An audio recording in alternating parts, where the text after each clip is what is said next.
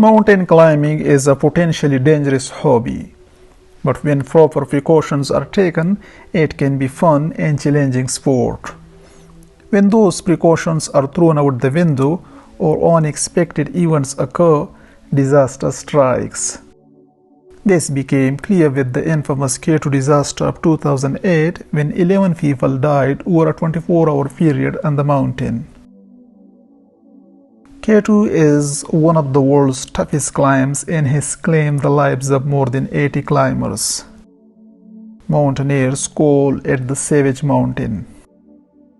It's both physically demanding and technically difficult, with a notorious couloir or gully toward the summit known as the Bottleneck that has traditionally been a major challenge for even the most experienced climbers. K2 is a lot steeper than Everest. Basically, it's a giant pyramid. There are no easy routes. They are all hard. It also has its own weather system. The key factor that makes K2 challenging to climb is its slopes that rise at 45 degrees angles or more and its surface characterized by limestone and ice. The mountain does not forgive any mistakes.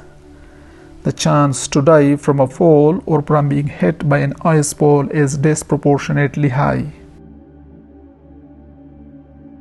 The good weather rarely lasts long enough to complete an ascent. But for the hardcore, this is much of the attraction. For climbers and adventurers seeking the ultimate challenge for body and mind, there is nothing to match reaching the summit of K2. It's the mountain of mountains, the climber's summit. And for those who do succeed in reaching the top, it's an accomplishment. On the 1st of August 2008, 25 climbers left Camp 4 to reach the summit of K2. It was a perfect day for climbing, 1 in a million, yet it turned out to be the deadliest day on the mountain. 11 climbers never returned. They were swept away by avalanches, left dangling at the ends of their ropes and crushed by ice seracs. Several factors led to the accident, including miscalculation, initial delays, traffic jam, and serac falls cutting up fixed ropes. They were a series of events, some preventable, some not. But what it had in common with many mountaineering disasters, including the 1996 Everest disaster, was the continuation of a summit push past the safe turnaround time. In this video, I'll discuss the 2008 K2 disaster at length.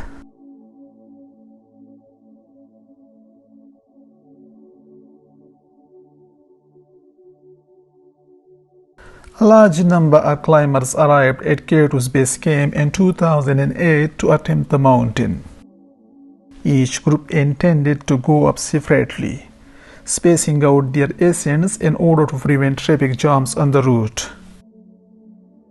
The narrative surrounding the 2008 K2 disaster remains complex, disputed, and thus far not entirely revealed. Knowing the names of key climbers and their respective teams helps to understand the events better.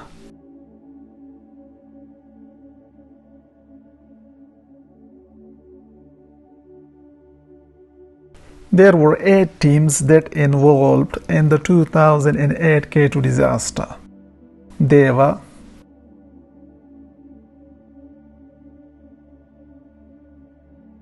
a 3-member Norwegian K2 expedition 2008 led by Cecilie Skog. Nordic K2 Dutch 2008 international expedition of 8 members was led by Wilco van Rooyen.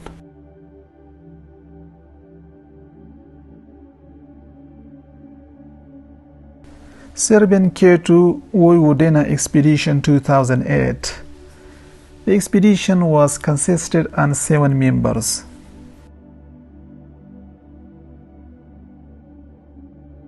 French-led International K2 Expedition 2008. This expedition was comprised of 6 members.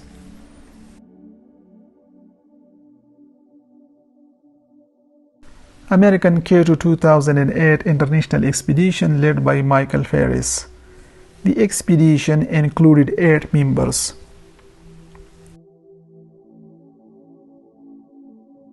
Italian K2 Expedition 2008 led by Marco Confortola. This expedition had 2 members. South Korean K2 Flying Jump Expedition. The expedition was made of 15 members.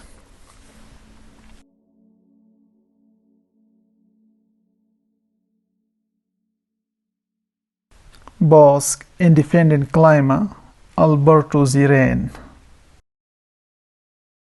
In the first week of May 2008, climbers from across the globe started pouring in at K2 Base Camp at 5,650 meters after crossing the Baltoro Glacier.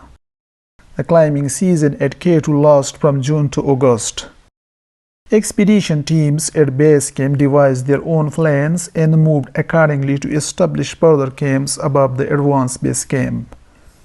After acclimatization, the next task was to store and dump equipment at higher camps for summit push.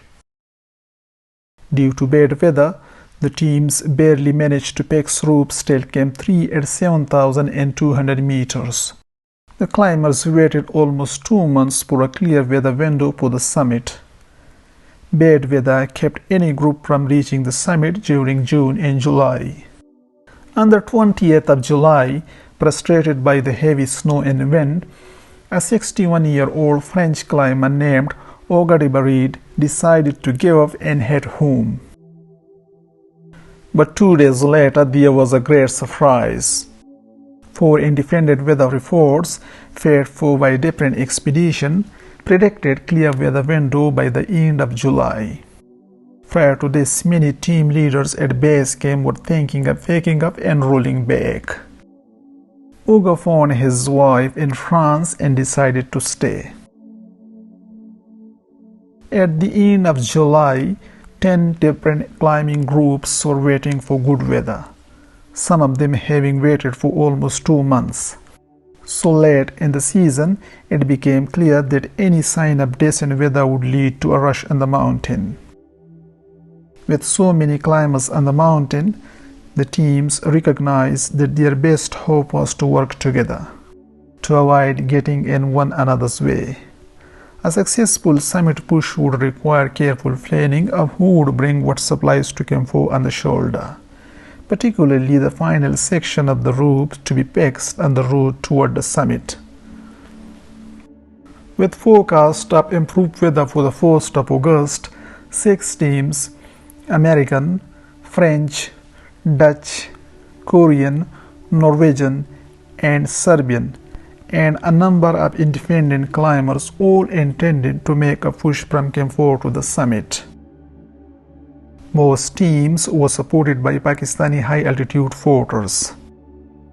All the teams agreed that they should work together to set fixed routes to give everyone a chance to summit K2 in a safe and speedy manner. But just as we saw during the 1996 Everest disaster, this plan didn't work as well as it should have.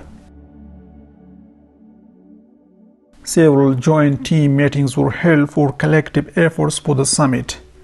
In the final joint team meeting, an experienced team for rope fixing and trail breaking was nominated. The Koreans were well equipped in terms of climbing gadgetry and had experienced Nepali Sherpas as well. At the end, all teams agreed for a joint venture. The decision was made that the various helps would work together to set fixed lines to Camp 4 under the leadership of Shaheen Beg ahead of the team's ascent. Final preparations were made, and the strategy was set. A large group, the Koreans, Serbians, Norwegians, Americans, Austrians, Spaniards, and Italians, would start up the standard Abruzzi route on the 27th of July. The following day, the noted K2 team, along with Uga and a few others, would ascend the session route. The two teams would converge on the 31st of July at Camp 4, on a cornice ridge called the Shoulder. They would join forces to set fixed routes for the final push to the summit. By the end of July, the teams were in advance base camp waiting for the all-important break in the weather. All the teams were excited for the summit.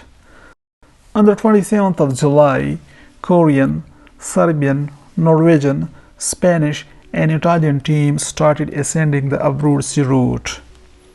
The following day, the Norway team, French, and American international team ascended the Session route. Both teams, following different routes, had to converge on the shoulder at Camp 4 at 7,800 meters by the 31st of July. On the 27th of July, the Abruzzi team reached Camp 1 at 6,000 meters. The team stayed at Camp 2 at 6,800 meters from July 28 to 29 due to bad weather. On that same day, Shaheen Beg had to go down due to blood vomiting caused by suspected ulcer. He was safely brought down to base camp and then immediately evacuated to Skardu for medical checkup. The teams at Camp 3 were deprived of an experienced climber. It was Shaheen Beg who knew exactly where to fix the ropes ahead of Camp 4 in the Bottleneck because he had previously summited K2. On the 30th of July, all climbers reached Camp 3 at 7,500 meters except Maestro Lee of Korean team, who had to descend due to bad health. On the 31st of July, the remaining climbers pushed towards Camp 4 at 7,800 meters except Mr. Chris from USA and Ms. Song Gui-ho from South Korea. They aborted their mission. On the 31st of July, all the teams made it to Camp 4. All routes of the southeast ridge of K2, by far the most popular way to the top, converge at a steep ice couloir known as the Bottleneck. About a mile up the slope from Camp 4, climbers must head straight up the 50-degree couloir, then traverse slip beneath a nightmarish overhanging wall of ice more than 300 feet high. After the traverse, the route angles up steeply towards the snowfield that leads to the summit. Climbing through the Bottleneck is like staring into a loaded gun, as fissured ice blocks called serics, ranging in size from refrigerator to school bus, can crack up and fall without warning. It's the most dangerous section of the climb. The high risk of falling ice and avalanches means climbers aim to minimize time spent there. This section would prove especially deadly later on that day.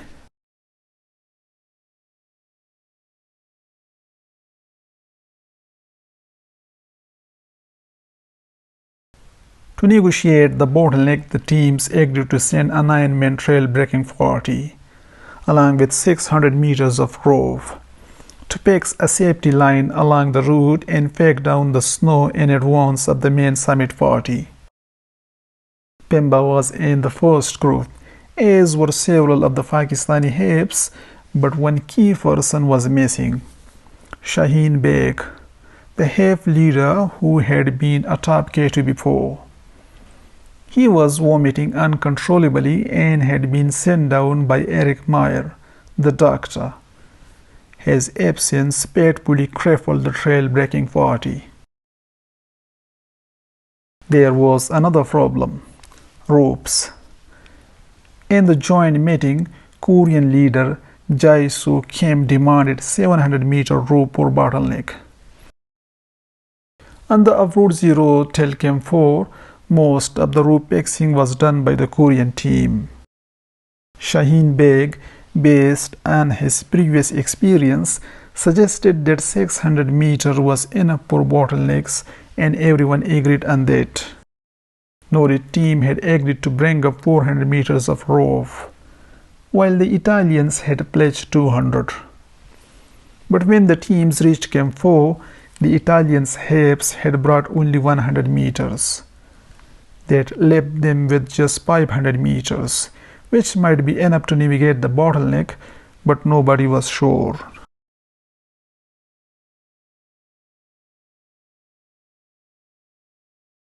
The trail breakers were meant to set out at 10 p.m., but due to delays over the rope and the hypoxic slowness of humans at high altitudes, they didn't leave Camp 4 until half past midnight. Several of the planned 9 trail breakers didn't show up, so there were only 4 or 5 headlamps creeping up the slope in the darkness. The strategy had been to start flashing the ropes at the bottleneck itself, where the gentler slope of the shoulder steepened into the 50-degree couloir. The trail breaking 40 was missing Shaheen Beg, who exactly knew where to fix the ropes. He was the only person in the collected teams to have previously summited K2. Somewhere in the dark early hours of the 1st of August, the trail breaking 40 began fixing the ropes right above Camp 4, where they were not needed, up into the bottleneck, and then had run out of rope for the traverse just above the bottleneck. Pemba was helping break trail at the head of the group when the climbers unexpectedly ran out of rope. They were forced to fix their last anchor near the top of the bottleneck, leaving the long traverse beneath the hanging glacier unprotected. The climbing group started upward at 3 a.m. and soon found that the Habs and Sherpas had fixed the route right above Camp 4. When they reached the bottleneck, there was no rope for the traverse ahead. The bottleneck was jammed off. More than 20 people were waiting directly beneath the steep ice wall, putting their lives in danger. A decision was made to cut a lower section of the rope and use it to protect climbers as they made their way across the traverse. A knife was passed down to cut the rope near its bottom anchor, and the rope was pulled back up to the head of the line. But it caused a dangerous unplanned delay in the climb schedule.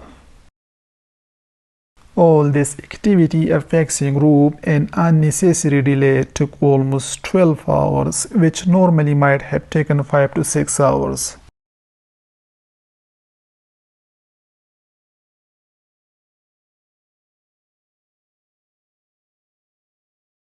By the time the majority of climbers reached the bottleneck, it was very late. There was definitely not enough time to summit K2 and descend it within daylight. At this point, Eric Meyer and Frederick Strang of the American group decided to abort and return to Camp 4, due to both the high probability of reaching the summit late and the high exposure to icefall in the crowded bottleneck. Chris Klink pushed on for a few more hours before abandoning the ascent, as did Jill Stallman of the Norwich team, who was plagued by early signs of frostbite on his feet.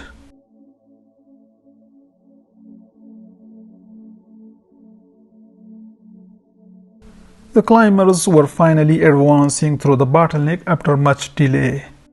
All of a sudden, there was chaos in the bottleneck, and at 9:45 a.m. on the 1st of August 2008, the first casualty was reported, when a Serbian climber, Dren Mendic, decided to unclip himself from the PEX rope to attend to his oxygen system and far Cecilia Skog of the Norwegian team. He lost his balance and fell, bumping into Skog and knocking her down, but she was clipped to the rope. Still falling, Mendic grabbed wildly at the rope, jerking 2 other climbers up their feet. He then lost his grip and tumbled down the steep couloir, pinwheeling hundreds of meters toward the shoulder.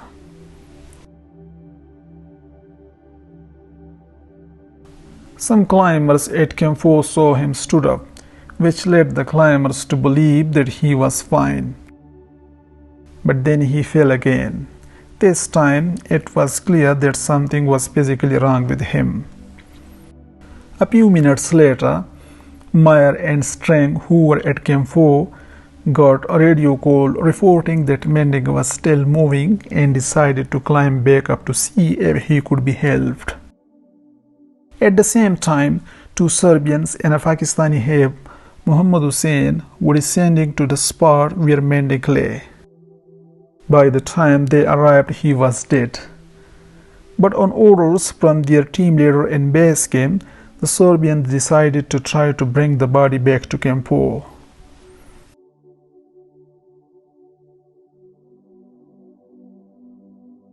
Serbian climbers decided to lower the body down to Camp 4, and Strang assisted them. They were joined by Jehan Beg, a Pakistani Heb who had initially been hired to help the Serbian team but was released for unknown reasons. French climber Olga de Barret hired Beg at the last minute and he joined the group heading up the mountain. He had fulfilled his assisting duties and had been allowed to head down. He seemed to be nervous as he was already exhausted. There were 6 individuals, including Frederick Strang, and 2 Serbs climbers, along with their porter Hussein and Muhammad Ali, who went to rescue and bring the dead body down. Several climbers suggested Beg was suffering from high-altitude sickness, evidenced by his erratic actions during the difficult descent of the Bottleneck. Strang also noticed that Beg was incoherent, first offering to help in the rescue, later refusing to help, then returning moments later to assist them again. It had been agreed that if anyone should fall, they should release the rope that tied everyone together.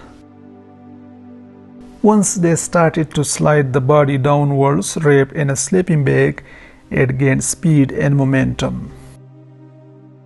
Jehan Beg was holding the rope tied with Ren's body, as others were also sharing the downward drag. The warning to be careful and safe made him more confused. After a few sudden jerks from the weight of the body, Beg lost his footing and bumped into Strang, grabbing in a panic at the ropes attached to the body. Then at Strang, who screamed, "Release the rope, release the rope," before all 4 climbers would be dragged down. Beg finally let go of the rope. He began sliding down the slope, picking up speed. To Strang's and the other surprise, he did not try to stop his slide by using the self-arrest technique, which had about a 50% chance of arresting a fall. Afterward, he slid and rocketed headfirst over the edge of a huge cornice into the abyss. The reasons behind Beg's seeming disregard for self-arrest remained shrouded in mystery. At 12:30 p.m., the news of the second casualty was radioed. Following the shocking death of Jehan Beg, the Serbians aborted their mission of bringing the body down, wrapped it in their country's flag, anchored it to the mountain side with an ice axe, and descended back to Camp 4.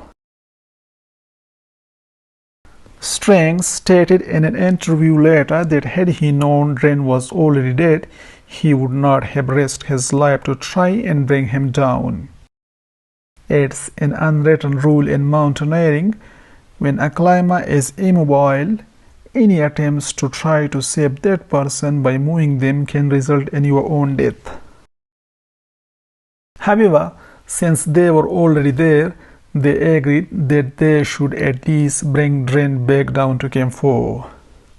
There, they could give him a proper burial. Nicholas Rice, a climber with the French team who had been delayed, also chose to descend at that point. Jihan Beg's death is a prime example of what can happen when trying to move a dead or immobilized body on a mountain such as K2 from that altitude.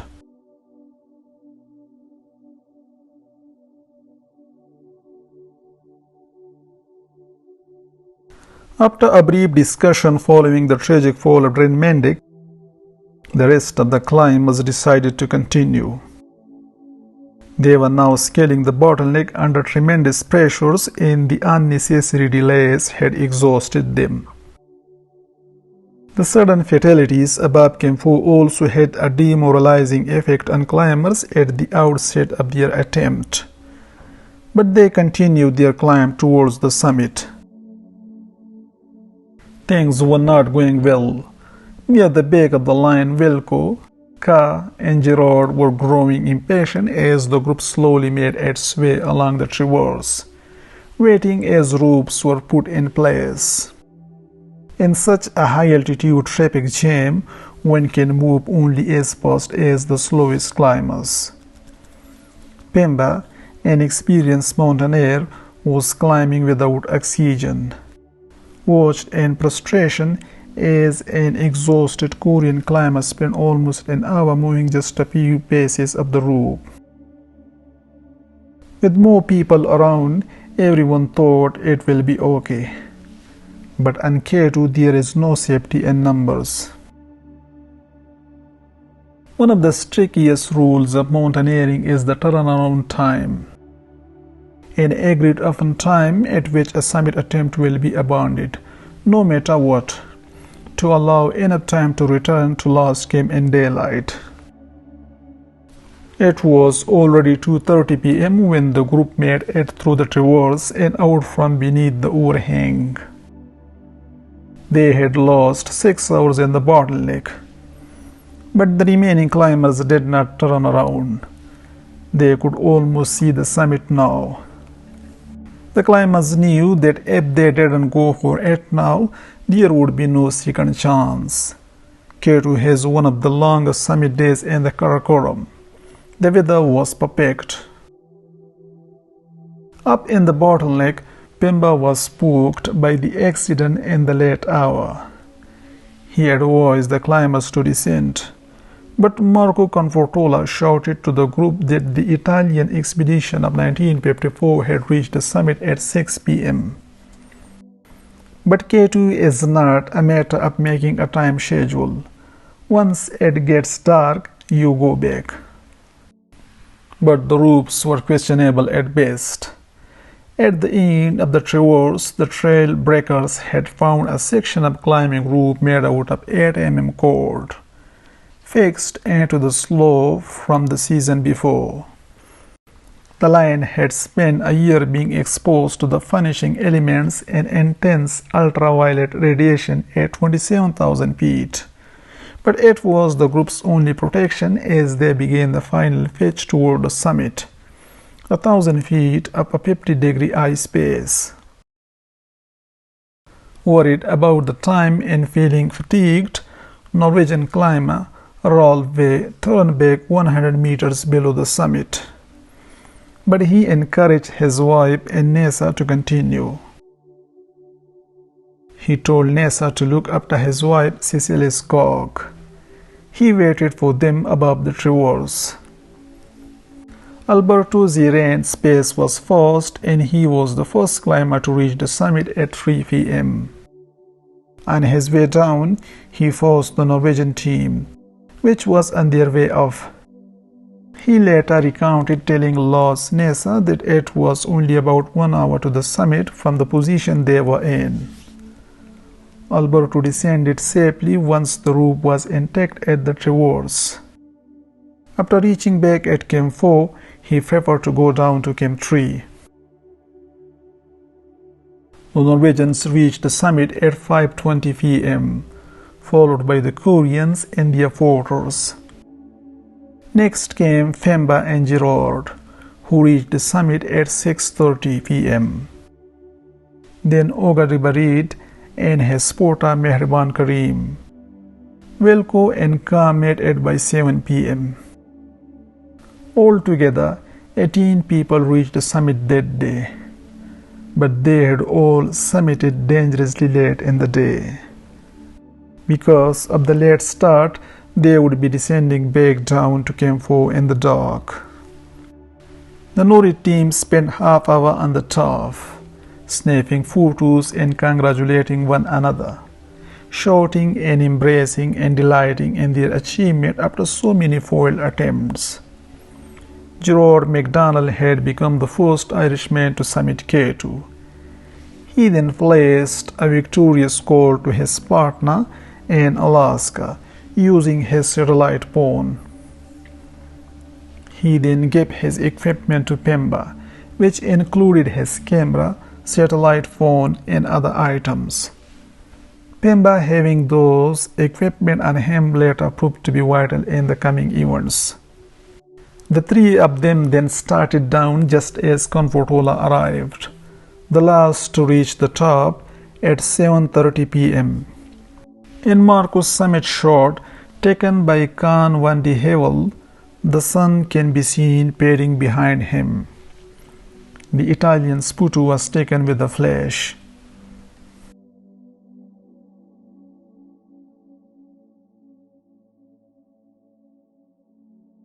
By 8:30 p.m. in the evening, K2 has become submerged in darkness.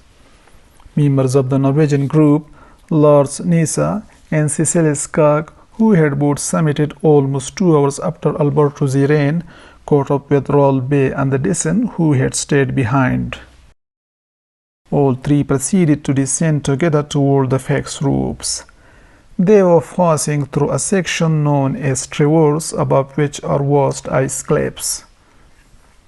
These huge pieces of ice are notoriously unstable. They routinely fall, weakened by the strength of the sun in the late afternoon or at night when the ice starts to contract and harden. Rattling down the fax lines as the moonless night deepened, the three had been the first to reach the traverse at around 10 p.m., crossing beneath the immense overhanging Serek. Rolf Way volunteered to climb across post, and Lars Nisa and Cecile Skog followed him. Cecile watched the beam of Rolf's headlamp bobbing in front of her as they made their way across the difficult traverse. Suddenly there was a rumble, a shower of snow and ice, and a huge jolt on the line that knocked Cecile up her feet. Rolf's light had vanished. A huge chunk of glacial ice had collapsed from above the Serek and slid down the Bottleneck, sweeping Rolf to his death. It was Rolf's misfortune that they broke just as he was passing below.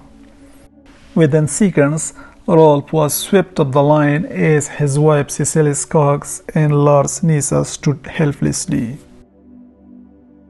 Both Cecile Skog and Lars Nisa were stranded at a dangerous location without food and oxygen.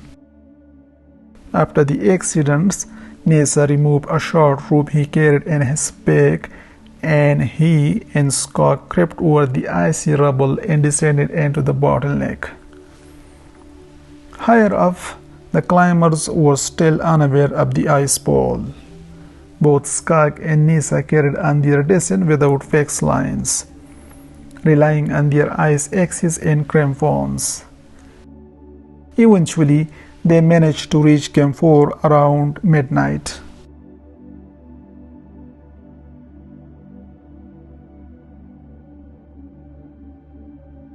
The icefall that killed Rolve also cut and swept away the fax ropes, which were acting as a lifeline for the climbers above. They were the only way to get down. The Serek's collapse significantly escalated the difficulty of the descent through the Bottleneck. The road became strewn over with fragmented ice, and the remaining climbers found themselves marooned in the pitch-black death zone above 8,000 meters. Since the climbers had planned for the fax lines, they were not carrying additional ropes or fall protection. 15 climbers trap above with the choice of climbing down the notorious Bottleneck in what mountaineering parlance terms pre-solo descent in the dark, or waiting in the death zone for a rescue that would probably never arrive. They were already exhausted from the ascent and unforeseen delays. Panic broke out among the climbers caught on the high ridge above the Bottleneck. Some made the perilous decision to descend in the dark, while others decided to bivouac and wait until morning before descending.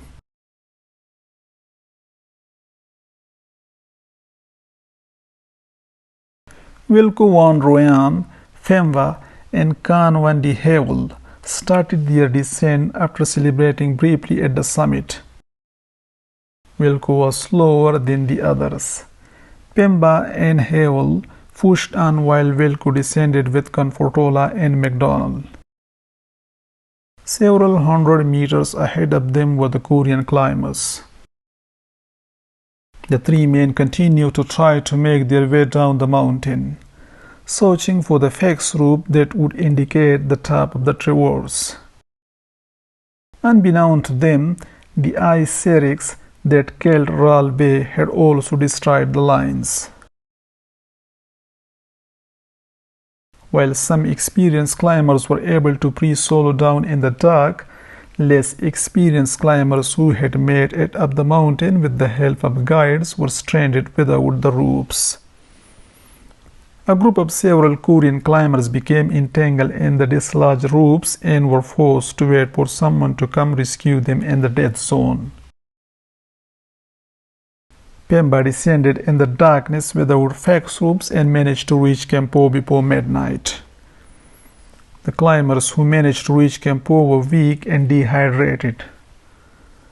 A Nepalese member of the American team named Chiring Dorje and another Sherpa, nicknamed Little Fasang, managed to reach the top of the Bottleneck. Fasang had given his ice axe to another climber in need because Fasang thought he would be able to descend using the fax ropes, but the ice fall had torn the ropes away. Fasang was stuck. Descending without an ice axe was suicidal. Without a miracle, he would die exactly where he was, on the edge of the Bottleneck. Nobody was close enough on the mountain to help. Somehow, Chiring Sherpa clipped Little Fasang Lama with his harness and began the 500-meter down climb together. The process involved planting each foot firmly, anchoring the axe, and instructing the other climber to create holes with his hands and kick with his feet. A false move would likely have fatal consequences, with Fasang taking Chiring down with him. Twice they slipped, and both times Chiring managed to arrest their fall with his single ice axe. Both did pre-solo through the infamous Bottleneck and got to Campo. This was an incredible display of selflessness. Two members of the South Korean expedition, Jae-soo Kim and Go Mi-sun, also managed to navigate the Bottleneck in the dark. However, Go Mi-sun disoriented and stranded somewhere near the Bottleneck, unsure of which route she had to take. Sherpas from the Korean B team, Chiring boat and passing boat, who were at Campo and supposed to summit the next morning, climbed up around midnight and found Go Mi-sun somewhere in the Bottleneck. They guided her down safely. The climbers trapped above the Bottleneck were battling for their lives in the darkness at 8,300 meters. The lone survivors were struggling against the dark, slippery gradient, minus 40 degrees Celsius temperature, scarcity of food, exhaustion, and disorientation. Three climbers, Wilco van Rooyen, Gerard MacDonald, and Marco Comfortola, decided to spend the night in the open above the traverse. as they could not find the fax routes leading across the traverse.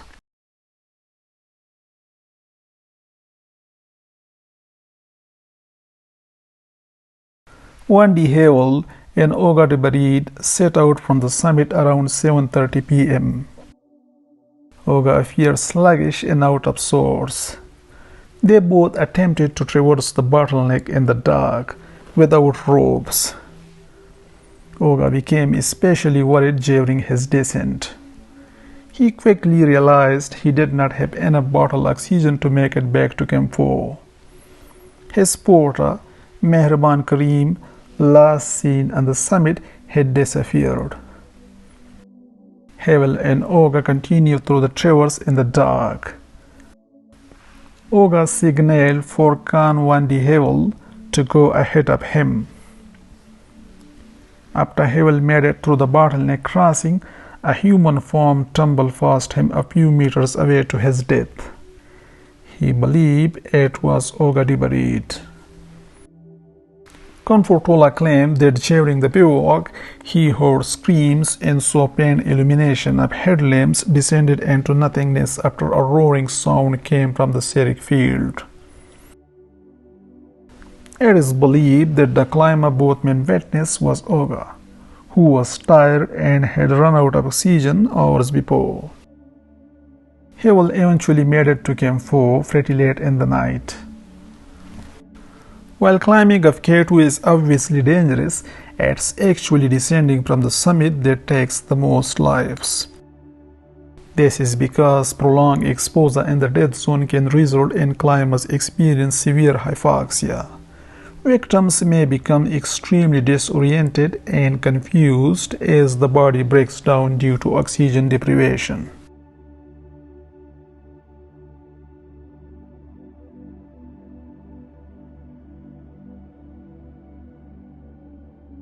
Early in the morning, above the traverse, Van Ryan gave up the search for the fax ropes and descended alone. His vision was deteriorating and he feared he was going snowblind, requiring him to get up the mountain quickly. Confortola and McDonald did not follow him immediately. Later, Van Ryan reached the remaining Korean climbers and their guide Joe McBoat. The men were tangled in several ropes and had clearly been hanging there, some upside down and bloodied, through the night, but all alive. It wasn't clear whether or not the men were the victims of a second Serik fall, an avalanche, or perhaps a regular fall, leaving them tangled in the ropes. To cut the ropes would send them plummeting to their deaths. Van Ryan handed Joe McBoat his spare pairs of gloves but was unable to help them anymore. Joe McBoat informed him a rescue mission was underway from Camp 4. Van Ryan decided to continue descending, his life depended on keeping on the move. At this time, Pemba was taking photos of the hanging climbers from Camp 4. The Korean leader suggested a rescue mission. However, the American team said they didn't have enough manpower. The Korean leader, Mr. Kim, sent two Sherpas, Sharing Boat and Fasang Boat, who had helped Gomi send down the bottleneck the previous night. They were tasked to rescue the three Koreans and their guide, who was their relative.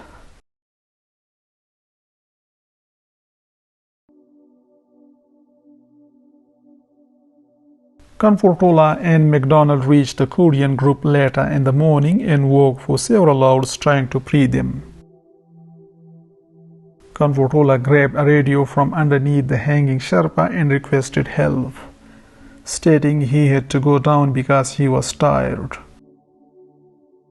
They had managed to get the Koreans back into at least a comfortable position, though they were still entangled. Confortola started to descend and Gerard McDonald opted to stay with the trapped Koreans. With Confortola now gone, McDonald remained and continued his attempts to free them. He climbed up in an attempt to find and release the anchor points holding the Korean team trapped in their ropes. This was the last time anyone saw McDonald alive. He then returned to the three men and spent another several hours alone helping free the men from the ropes. Around 12 p.m., sailing boat and fishing boat had reached the bottom of the bottleneck. There they found Comfortola crawling on his hands and knees. The two Sherpas radioed Femba to come up for Comfortola, so they could continue the search for their relative Jomic boat and the Koreans. Comfortola continued downward on his hands and knees. He had been out on the mountain for more than 30 hours. He was exhausted and soon fell asleep on the slope. Sometime later, he woke up to the sound of rumbling. Another icefall roared down the bottleneck just a few meters away from him. In the rubble of snow and ice, he spotted the remains of one climber. He believed it was the body of Gerard MacDonald. He watched in horror as the body was swept away in a rolling mass of ice and snow. He could see the climber's boots sticking out of the ice. His body was ripped apart and strewn across the slope by the force of the slide.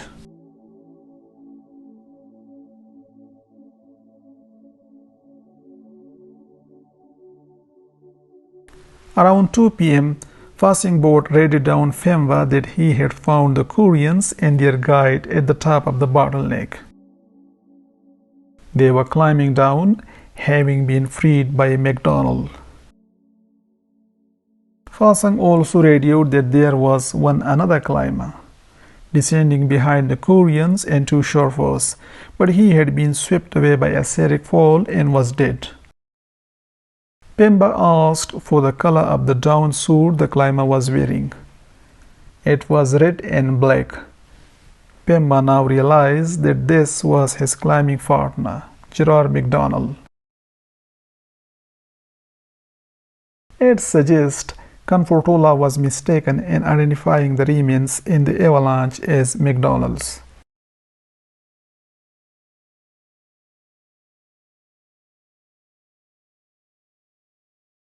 Meherban Karim was last sighted departing from the summit alongside Oga de Barid during the twilight hours of the 1st of August. By the time they started descending, it had already become dark. On the descent, they got separated somewhere above the bottleneck in the dark. As Van de Havel encountered only Oga de Barid above the bottleneck. The exact circumstances surrounding Karim's unfortunate demise remain shrouded in mystery, with the specifics of how and where he perished still unknown.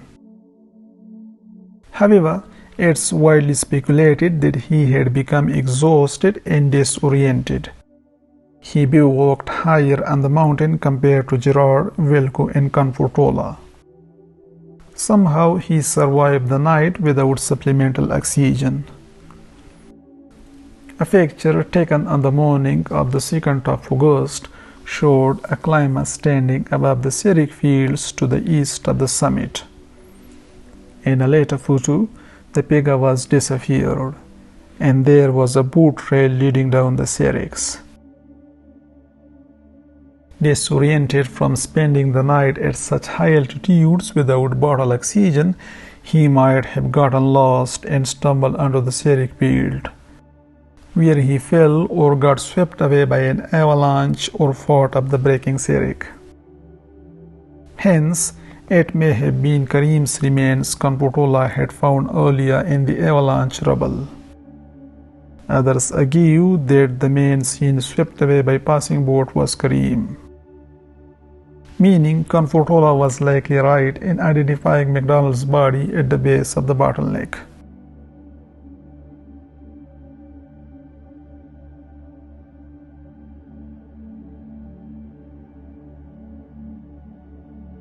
Back at Camp 4, No one agreed to accompany Pemba to rescue Comfortola, who was seriously struggling and stranded beneath the bottleneck. Pemba went alone. At the time Pemba was tending to Comfortola, passing boat guided the three Koreans and their Sherpa guide, Jomek boat, and made their way toward the bottleneck. As they slowly descended, another huge chunk of the ice collapsed from the Serik and rolled down the bottleneck. It hit and swept away the three Koreans, their Sherpa, and the Sherpa who had been sent to rescue them down the mountain. There is some uncertainty as to whether or not one of the Koreans who had been hanging was already dead before the rescue and had actually died the night before. Sharing boat, who had climbed more slowly than fellow rescuer, passing boat, had not yet reached the top of the bottleneck. As a result, he survived the Serik fall, as did Pemba and Comfortola at the bottom of the bottleneck. The death toll had now risen to 11.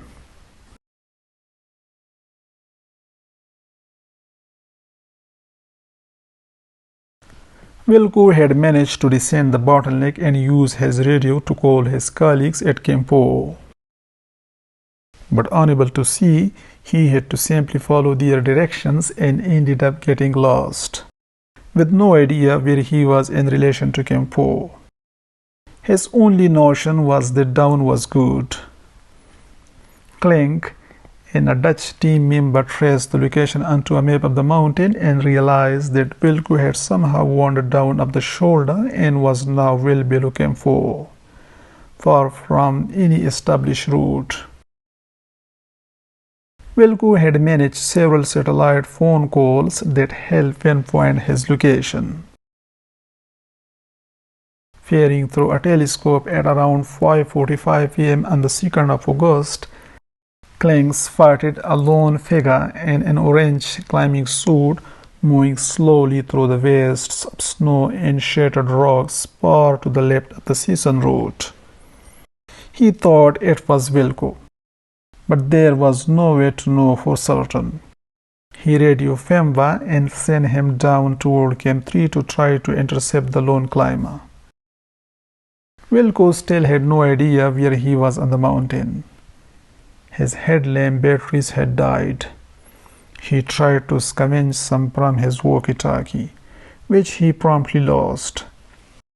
He plunged his fist into the snow to anchor himself as he descended. Nothing looked familiar. He knew he was taking greater and greater risks, but he was running out of strength. He was so thirsty he began to eat snow, which caused blisters to form inside his mouth, making his dehydration worse.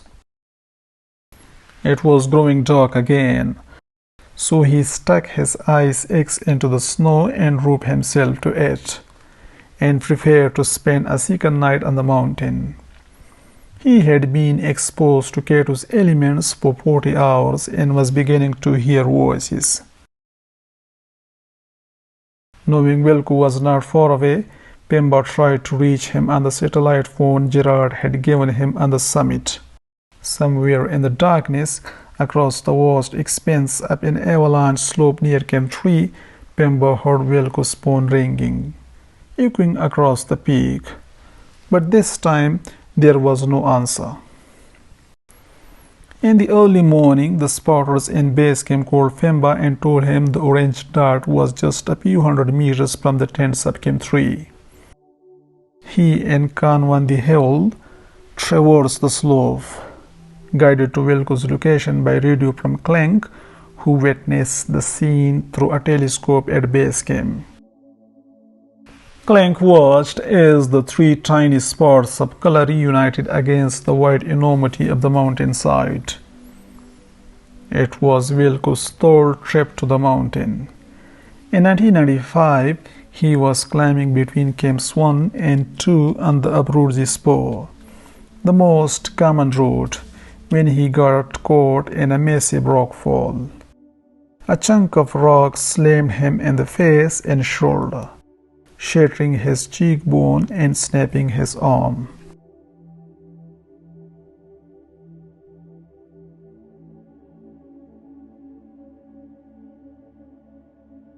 Wilco, Ka, and Pemba made it by late evening on the 3rd of August. And in the mist and hospital, Eric Meyer began the delicate process of warming of Wilco's frostbitten toes and Ka's fingers in a bath of heated water. Wilco was in bad shape, snow-blinded, with torn lips, blisters in mouth, and frostbitten fingers and toes. He had faced the brutal elements of the death zone for more than 60 hours. The night at base camp was terrible. Screams of pain and mourning the death of fellow climbers made everyone full of sorrow. Marco Confortola was still out on the mountain, exhausted and in agony from his frozen pit. After Gerard was killed, he had fallen asleep again in the snow. He would have died there if it were not for Femba, who climbed up from Camp 4, carrying a bottle of oxygen to revive the unconscious Italian. As they descended together, another avalanche rumbled through the bottleneck, a chunk of ice hitting Marco in the head. Pemba still managed to drag him, half-conscious, back to the relative safety of Camp 4. But Marco still had to get the rest of the way down on his crippled feet. In the morning, an army rescue helicopter picked up Wilco at base camp, then took a pass over Camp 2, hoping to make a risky high-altitude sling rescue of Marco. But the altitude was simply too great for the helicopter to operate safely. The pilot flew Wilco to the military hospital in Skardu. Ka was evacuated on a separate helicopter. Meyer, Kling, and the remaining members of the Nordic and American teams gathered in base camp, exhausted and shattered. In Gerard's tent, someone had found a final fresh can of beer, which Gerard had been saving to celebrate a successful return from the summit. The group sat around in a circle on the glacier, while each took a sip from the can, sharing memories of their lost friend, his endless jokes, his broad smile, the way he would sing in Gaelic, the way he was friendly to everyone he met. Marco limped in a day after Wilco and Ka were evacuated, having spent a total of 4 days on the mountain. He had severe sunburn and frostbite on his fingers and toes, and he too was airlifted out. The surviving members of the Korean team hired a military helicopter to carry them back to Skardu. For the rest, there were the somber task of packing their gear of their dead friends for the long trek back to civilization and hammering the names of the dead into tin plates to hang at the Gilki Memorial, a symbol of how the mountains bring out the best in us even as they exact a heavy price. K2 was not summited again until 2011.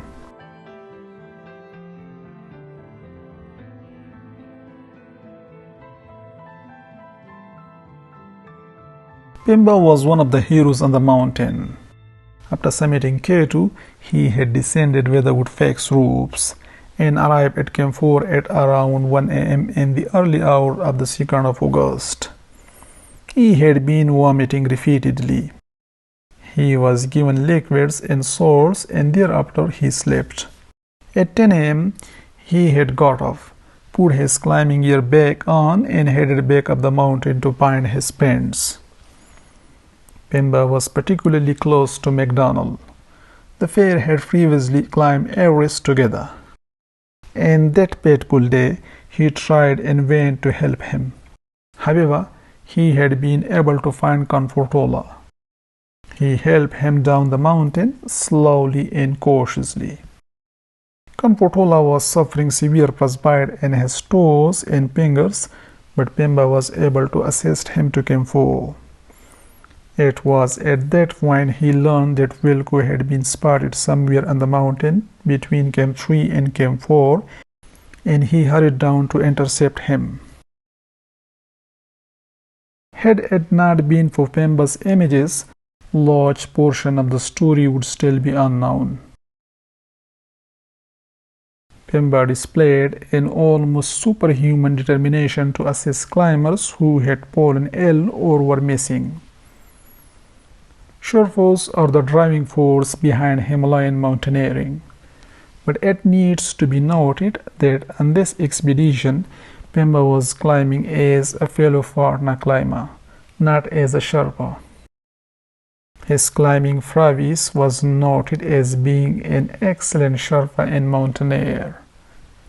He was awarded with National Geographic magazine's Adventurer of the Year title for his courage.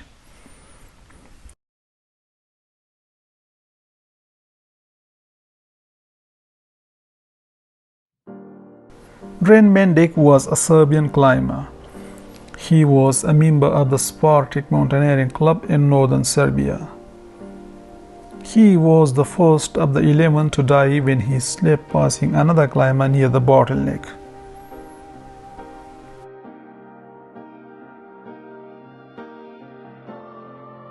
Cihan Beg was a mason by trade who used to build houses in Shimshal Valley of northern Pakistan.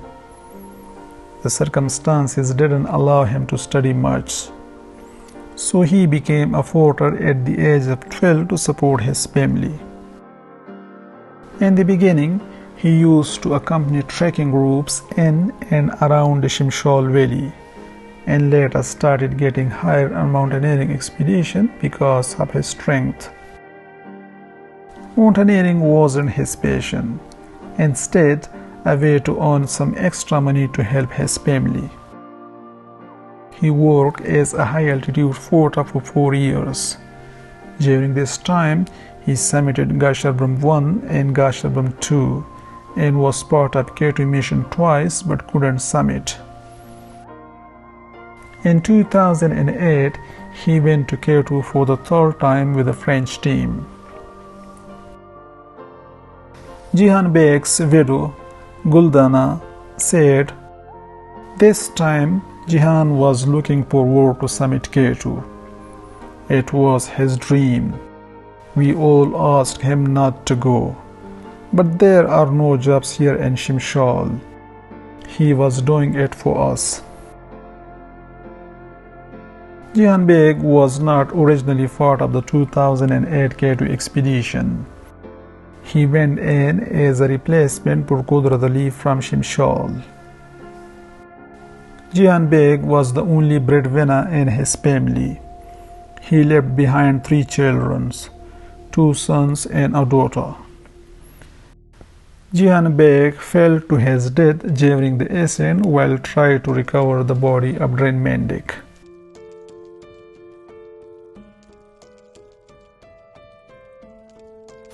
Rolve had walked to the North Pole. He had skied across Antarctica and also climbed the Great Triangle Tower. He had made all the right decisions, turning back less than 100 meters from the summit. But on K2, fate always plays the last card. At the time of the accident that killed Roll, the weather was perfect. He was on the wrong place at the wrong time. He had met Cecily Skog on Mount Everest in Russia in 2003, and they both married in 2007, just over a year before the ascent of K2. They had moved in together in Stavanger in Norway and started a business leading other expeditions.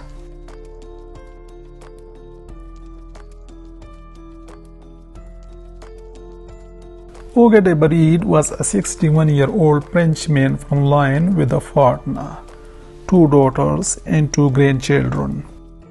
He had already tried twice to reach the summit of K2 and thought this would be his last chance. Oga came to climbing late in life, but his passion for mountaineering had started in 1972 when he glimpsed the summit of Kilimanjaro from an aeroplane as he traveled on military service. He never forgot it, but his wife didn't approve of climbing, so he got on with his life as an insurance agent. But in 1993, they divorced, and a year later, age 47, he traveled with his new partner to Kilimanjaro. In 2004, he climbed Everest.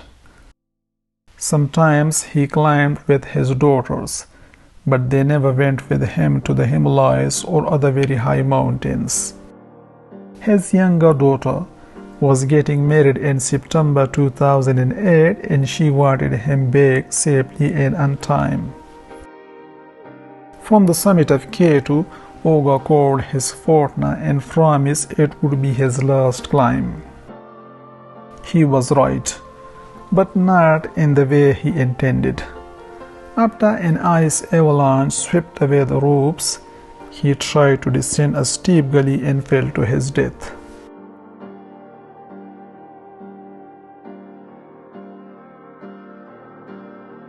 Meherban Karim was a house mason, but had a passion for mountaineering and wanted to make a name in this field.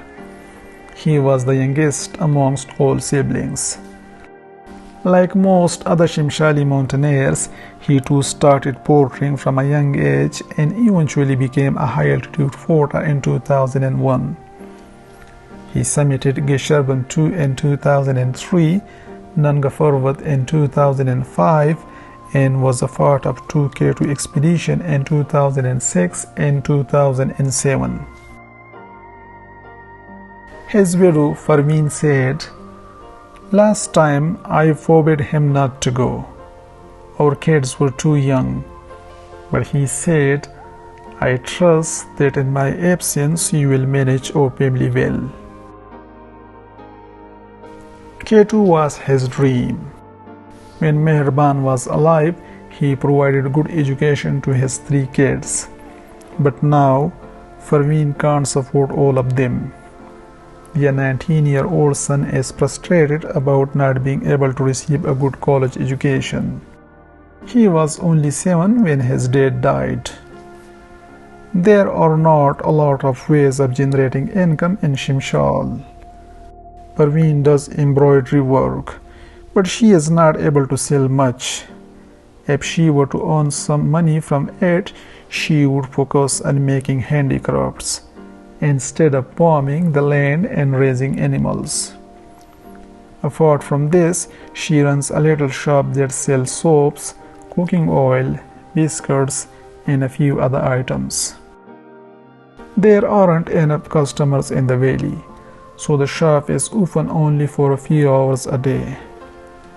Parveen goes to Hunza, which is a 4-hour jeep journey from Shimshal, twice a month to purchase grocery items and pays a hefty amount for the transport.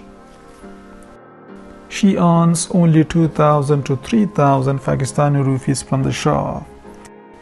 This amount is not her daily or weekly but monthly profit. It's nothing, but it gives us some hope, Parveen said. A hope which carries us forward in life. I believe that things will get better in the future.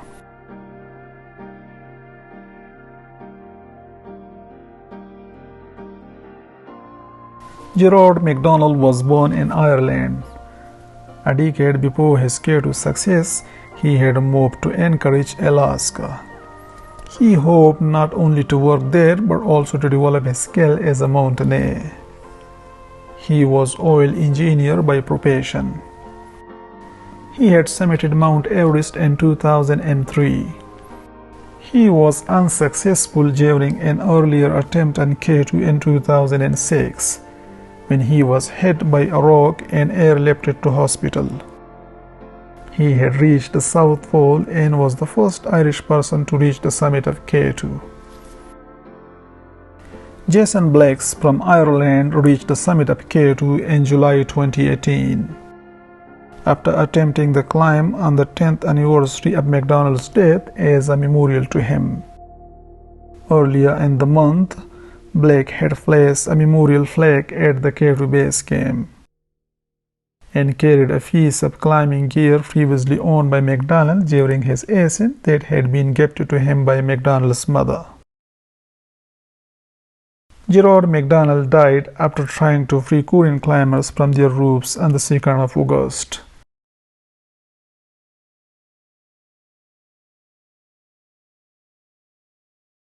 Fa Kyung-hyu was a 29-year-old South Korean climber.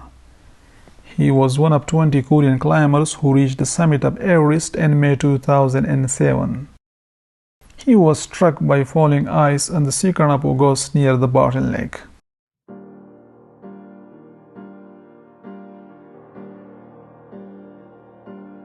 Kim Hyo-kyung was a 33-year-old climber from South Korea. He was one of 3 climbers who had entangled in ropes above the traverse and was eventually freed by Gerard MacDonald. He died while descending the Bottleneck when struck by falling ice on the 2nd of August.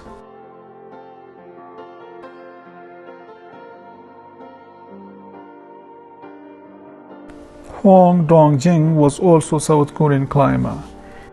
He was a renowned climber and had climbed 3 of the 8,000-meter mountains.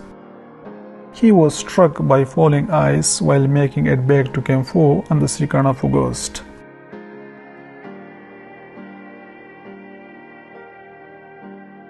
Jo McBoat was a Nepali Sherpa with the Korean team. His wife gave birth to a son few days before he was died in K2. He was struck by falling ice while descending with Korean climbers near the Bottleneck. Fa Sing-bot was also a Nepali Sherpa. He was hired by Korean team. He died attempting to rescue his friend Jo McBoat. They were from the same village. The Himalayas are no stranger to disasters. If you are curious about another incident high in the Karakoram, then make sure to check out my other video about the 1995 K2 disaster.